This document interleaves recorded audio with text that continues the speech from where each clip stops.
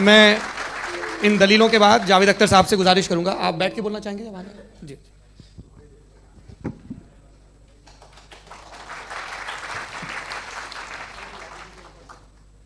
पहले तो मैं मुफ्ती साहब को एक अच्छी खबर देना चाहूँगा कि मेरी नॉलेज साइंस के बारे में बड़ी मामूली है, तो आप फिक्र ना करें उसकी, लेकिन कुछ कॉमन सेंस है मुझ में। देखिए, ये खुदा का तस्वुर कोई नया तस्वुर नहीं है, ये सदियों से रहा है। ये कुछ रिलीजन 3000 साल पुराने होंगे, 4000 साल पुराने होंगे, लेकिन इंसान कोई 10,000 12,000 साल से एग्जिस्ट करता है होमोसेपियन की शक्ल में, और हमेशा कुछ ना कुछ मज़हब रहे।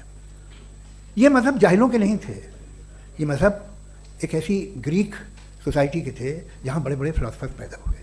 ये मज़हब इजिप्शियंस के थे जिन्होंने पिरामिड्स बनाए थे। ये रोमन्स के थे कि जिनका आर्किटेक्चर और सेनेट यानी पहली बुनियाद डेमोक्रेसी की, लिमिटेड थी मगर डेमोक्रेसी थी, ये उन लोगों ने किए थे। तो इनका जो जुपिटर था, रा था, ज़्यूस था, उन्हें उस पर इतना ही एतमाद था जितना आज किसी मजहबी आदमी को अपने खुदा पे होगा। क्रिश्चियनिटी आने से पहले यूरोप में एक मज़हब था जर्मेनिक रिलीजन, उसका एक खुदा था, उसकी एक बीवी थी, उसके 2 बेटे थे, एक बेटी थी। फिर जर्मनी में जब यूरोप में क्रिश्चियनिटी आई तो वो खुदा, उसकी बीवी और पूरे ख़ानदान चला गया।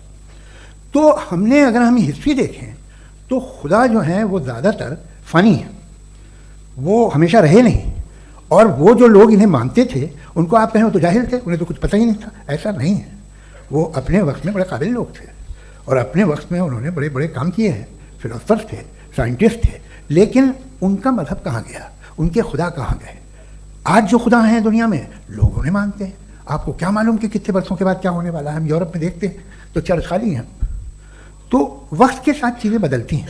जहाँ तक इसका ताल्लुक़ है मज़हबों का, हर मज़हब आपसे एक चीज़ मांगता है, फेथ। ये फेथ क्या चीज़ होती है? What is the difference between faith and belief? ये तो बहुत ही अहमकाना बात होगी कि कोई आदमी कहे साहब अगर खुदा है तो मुझे दिखाइए। ये तो जाहिलाना बात हुई। मैंने तो नॉर्थ पोल नहीं देखा है, मगर मैं मानता हूँ कि नॉर्थ पोल है।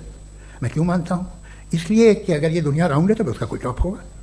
कुछ लोग हैं जो वहाँ गए भी हैं, कॉमन सेंस कहता है कि ऐसा होगा, सबूत है, गवाह है, रीज़न है। तो ये मेरा फेथ नहीं है। तो फेथ में और बिलीफ में डिफरेंस क्या है?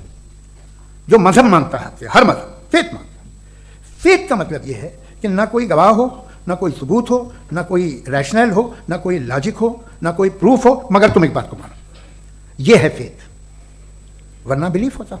अगर इसमें कुछ भी सबूत होते, गवाह होते, तो फिर इसे आप बिलीफ कहते हैं। जैसे मेरा बिलीफ है कि नॉर्थ पोल है, मेरा फेथ थोड़ी है।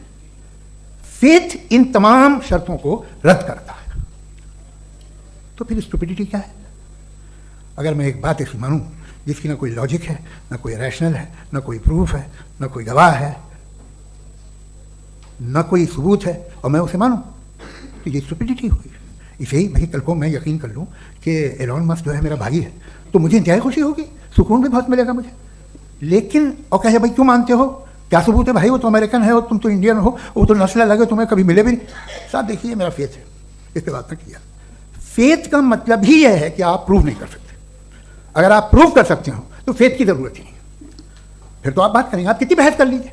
अल्टीमेटली दुनिया का हर मजहब फेथ पे टिका है, और फेथ का मतलब है एक ऐसा यकीन जिसका कोई सबूत, कोई गवाह, कोई रैशनल नहीं।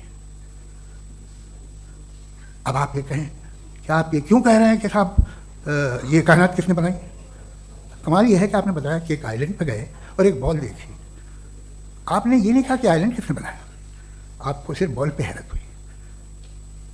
हमने आइलैंड पे हमने हैरत नहीं की, होते हैं आइलैंड। इसी तरह ये आइलैंड है, सितारे, ये गैलेक्सीज, ये सब आइलैंड हैं, खला में। हम उन्हें टेकन फॉर ग्रांटेड लेते हैं, हम पूछते नहीं किसने बनाए। आपने जजीरे के बारे में भी नहीं पूछा है। मेरी पैदाइश कैसे हुई? क्या मैं प्लान पैदा हुआ था? I was plan to be born, या एक लकी स्पर्म था जो किसी एग से चिपक गया? मेरी पैदाइश रैंडम। और इंसाफ जिसे आप कहते हैं, इंसाफ का तो नेचर से कोई वास्ता ही नहीं है। जो आप कहते हैं कि एक दिन इंसाफ मिलेगा, इंसाफ is a human concept, nature में कोई इंसाफ नहीं। अगर शेर हिरन को खा जाता है तो उसे कोई सजा नहीं मिलती। अगर एक आंधी आती है और हरे भरे पेड़ों को उखाड़ के फेंक देती है तो आंधियों की जेल नहीं होती है। नेचर में इंसाफ नहीं, इसलिए वो नेचर को इंसाफ की जरूरत भी नहीं। नेचर तमाम एक है। अब हम कहें कि साहब ये देखिए जो मैंने खाना खाया था ये मेरी आँख को नहीं यूँ कर दिया उसे तो इसे सज़ा मिलनी नहीं, वो सिस्टम है, ऐसे ही चल रहा है। नेचर बगैर इंसाफ के है। इंसाफ इज़ अ ह्यूमन कॉन्सेप्ट। तो जो आपसे कहता है कि मैं तुम्हें इंसाफ दूंगा वो इंसानी जहन की पैदावार है। ये नेचुरल है ही नहीं, ये आसमानी है ही नहीं, नेचर का तसव्वुर, इंसाफ का तसव्वुर। भाई आप साथ मिलते हैं, अब आप लेफ्ट हैंड ड्राइव कर लें, ये क्या है? तमाम सच, तमाम नेकी, तमाम शराफत लेफ्ट हैंड ड्राइव है। वरना क्या होगा, या तो आप क्रॉस कर देंगे, आपका एक्सीडेंट हो जाएगा, या आप किसी को मार देंगे, या ट्रैफिक जैम हो जाएगा। झूठ, बेईमानी, रिश्वतखोरी, ये तमाम जो है driving on the wrong side है, इसके ऊपर कुछ नहीं। ये तो हमने बनाया, जैसे हमने लेफ्ट हैंड ड्राइव बनाई है। ये कॉन्सेप्ट ऑफ इंसाफ जो है ये हमारा है, इसका नेचर से कोई वास्ता नहीं।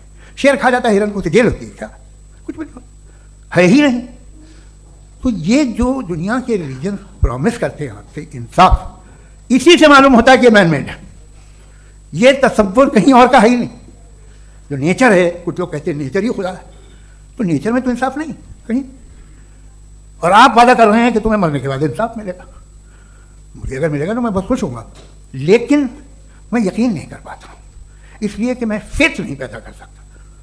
The very fact that religions demand faith, इसका मतलब है कि उनके पास जस्टिफिकेशन नहीं है।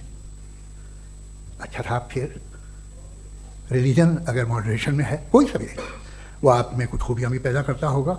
देखिए उससे ये फ़ायदा है, वो फ़ायदा है। अल्कोहल जो है वो ज़्यादातर दवाओं में यूज़ होती है, और एक सर्वे किया गया था अमेरिका में कि लॉन्जेटिविटी किन लोगों की है। तो एक तरफ वो लोग थे जो शराब पीते ही नहीं थे, और एक तरफ वो थे जो एक बोतल शराब रोज़ पीते थे। सबसे ज़्यादा लंबी उम्र उनकी है जो 2 पैग नाप के शराब पीते और खाना खाते हैं। मगर हम शराब को बुरा समझते हैं, मैं भी बुरा समझता हूँ। क्यों? ऐसा होता नहीं। कुछ चीज़ों में आदत होती है कि वो बढ़ती है। आज तक में एक आदमी दूध पीता है, आप 10 साल बाद भी मिलेंगे तो एक ही गिलास पीता होगा। ऐसा नहीं होता, सुबह से दूध पीता रहता है। मिल्कोहलिक मैंने नहीं देखे, अल्कोहलिक होते हैं। ये टेंडेंसी है मजहब की कि वो बढ़ता है, जैसे कैंसर बढ़ता है, जैसे शराब बढ़ती है।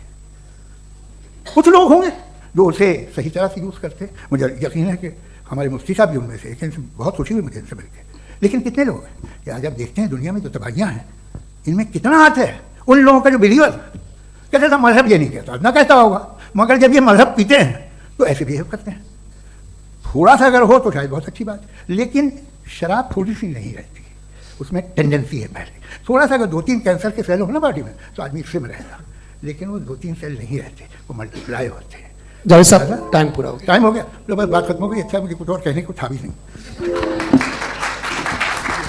जी, मैं पहले जवाबी दौर के लिए इनवाइट कर रहा हूँ मुफ्ती साहब को। Your rebuttal round 1, you have 7 minutes. Thank you very much Javed साहब, आपकी बात को सुनकर बड़े महजूज हुए हम लोग। महजूज, do you understand? We enjoy.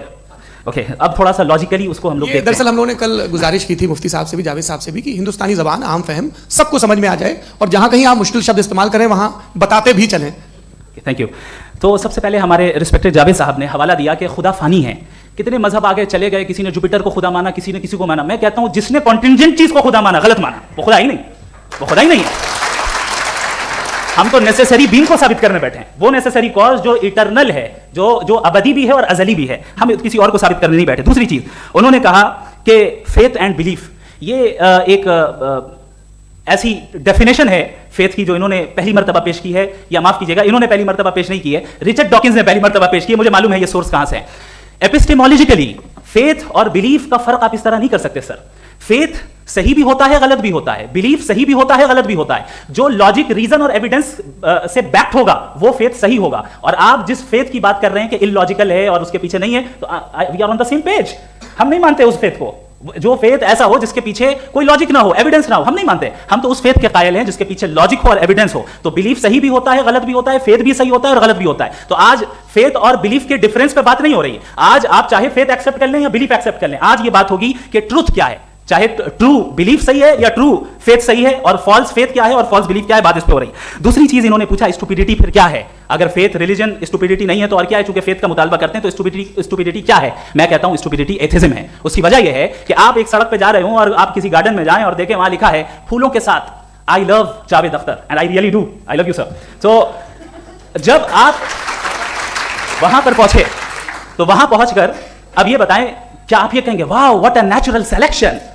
ये क्या नेचुरल सिलेक्शन है? नहीं, ये प्रिसाइजली डिजाइंड है, इसके पीछे डिजाइनर है। लिहाजा अगर कोई एक ऐसी कॉमन सेंस की बात को कबूल नहीं कर रहा है कि यूनिवर्स जो इतने प्रिसाइजली काम कर रहा है, हम कहते हैं कि खुद ब खुद बन गई, मैं समझता हूं इससे बड़ी स्टुपिडिटी और कुछ नहीं है। ये रैशनल चीज है। फिर हमारे सर ने कहा कि आपने बॉल पे फोकस किया, आइलैंड पे फोकस नहीं किया। अरे आइलैंड को किसने बनाया यही समझाने के लिए तो बॉल की मिसाल दे रहा हूं। और बॉल भी कॉन्टिंजेंट है, आइलैंड भी कॉन्टिंजेंट है, दोनों नेसेसरी बीइंग का मुतालबा करते हैं। आगे इन्होंने कहा कि नेचर में कोई इंसाफ नहीं है। हम डिसाइड करते हैं कि मोरालिटी क्या होती है, इंसाफ क्या होता है। हम डिसाइड करते हैं, जैसे ड्राइविंग सीट में ट्रैफिक वाला, ये तो किसी खुदा ने नहीं कहा, ये है, इसे कहते हैं फॉल्स इक्विवेलेंस। ये एक लॉजिकल फेलेसी है।